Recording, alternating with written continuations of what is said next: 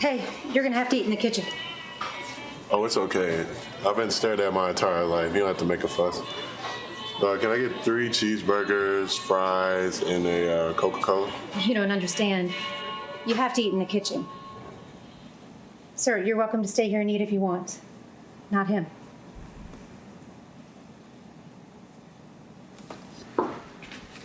I guess you didn't hear us. Get in the kitchen or get out. Welcome back to Good Morning KU. I'm Jackson Long alongside Calvin Willmott, and you saw there a preview of Jayhawkers, a film that Kevin directed himself about Wilt Chamberlain, Fog Allen, and the social climate of the 1950s. So, Kevin, tell us a little bit about the film and your process in it. Well, it's been about a 10-year. I got no balls. Really got interested in the film right after Wilt passed away. And he came back to KU and did that really great goodbye speech in a sense. And after that, a lot of stories started to come out about his time here and how in many ways he helped really integrate the city. And KU was not segregated then, but it was kind of socially segregated. And so Wilt was really kind of one of the big figures in breaking all that up.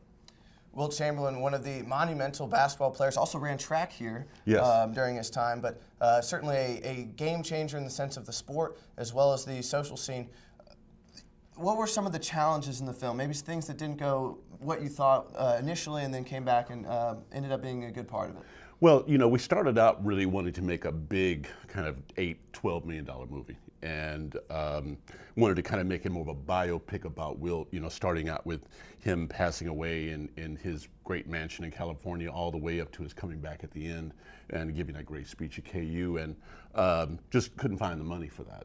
And and that was actually a really good thing, because what we did was we kind of went back and revamped the story, made it more about Fog Allen and Chancellor Franklin Murphy, who was Chancellor at KU at the time in the 50s, and really instrumental figure in integrating KU and integrating the city, and was a major figure in all this, and Wilt as well. And so the other big problem was, of course, who was going to play Wilt Chamberlain. So let's take a look real quick about with Fog Allen and his clip in this little preview of Jayhawkers. I'm ready. You're ready? Yes, sir. Now, I know there are people out there who think, since I brought him here, you're going to have to deal with me for another 3 years, but no. I can't tell you how glad I am to hear you say that. I'm just asking for one more year.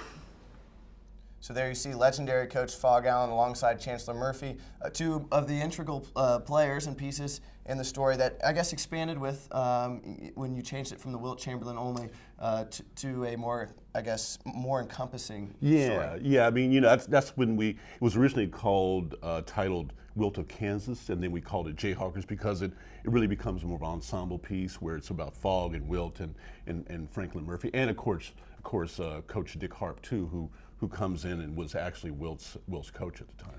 So you mentioned earlier trying to find who would cast for Wilt. Let's take a look at a nice piece from Wilt and maybe a familiar face that you might see as well. Hey, Wilt, check it out.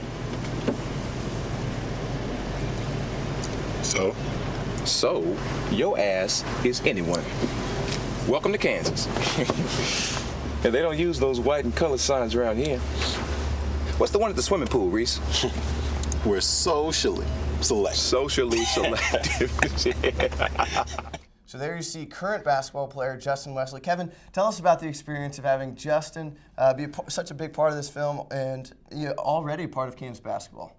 Well, that was one of the big obstacles, was who's going to play Wilt, and I don't think there's anybody in the country I could have got better to play Wilt than Justin. He looks like Wilt, but more importantly, he's very understated. The main thing I gave him the main lesson I gave him was not to act, and he really understood that. And actors are. A good actor more than anything is a smart person, and he really listens well And but the joke I always tell now is, Coach Self really recommended him for the role, and so if this coaching thing doesn't work out for Coach Self, he's got a real career in casting in Hollywood. It's funny. What was it like working with Justin and just his humor, I guess you could say? Yeah, he's a very funny guy, and I think he had a lot of fun on the film, and we try to keep the climate very fun and low key and not a tense kind of situation. And I told him that there was nothing about Wilt's character that he really didn't understand himself. I mean, obviously he's not experienced segregation, but he's from a big city, Houston, coming to a small city like Lawrence and playing for one of the biggest basketball programs in the country and having a very famous coach. And so all of that I think he really understood. And so he brought, I think, a sense of really connection with all of that. So obviously an entertaining part with having Justin Wesley and something that the Kansas students can all enjoy and see. Now, this weekend the premiere at the Lead Center, correct? Yes. And just tell me about the emotions of finally having your film, your movie that you directed, be put on the big screen for a live audience.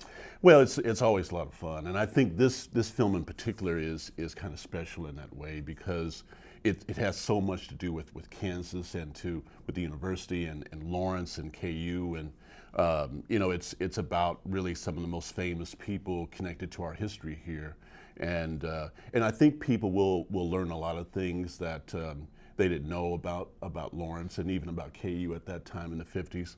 And at the same time, I think they'll learn a lot of basketball, sports things that they didn't realize was happening at the time. And so, it's a very, of course, the movie ends with the great triple overtime game against North Carolina, which is called some people call the greatest game ever played in NCAA. And so, we got a really good climax for the film, and with some great players, Kip Niven as Fog Allen and Jay Carnes, who's from Burn Notice and The Shield, playing Chancellor Murphy. And so it's going to be really great to share this with the community. Looking forward to it. One more thing, Kevin, before you leave. One part of the film that you want students, you want viewers, you want faculty, you want all that are going to attend at the Lead Center. What's your favorite part to look forward to? Maybe it's funny, maybe it's the serious part. What's your favorite part of the film? That's a tough one, man. I think there's a scene between Franklin Murphy, Chancellor Murphy, and Fog Allen that I think is a really, really going to be a surprising scene for a lot of people. I think most people don't know what happened. I don't want to give it away, they're both really great actors, and it was really nice to give them a really intense scene to kind of play, and I think people are going to really learn and enjoy that. Awesome. A powerful moment, of course, and a fun story that most KU fans can all be a part of. Thank you, Kevin, very much for joining us here on Good Morning KU. Thank you. We'll be back with Haley in the news after this break.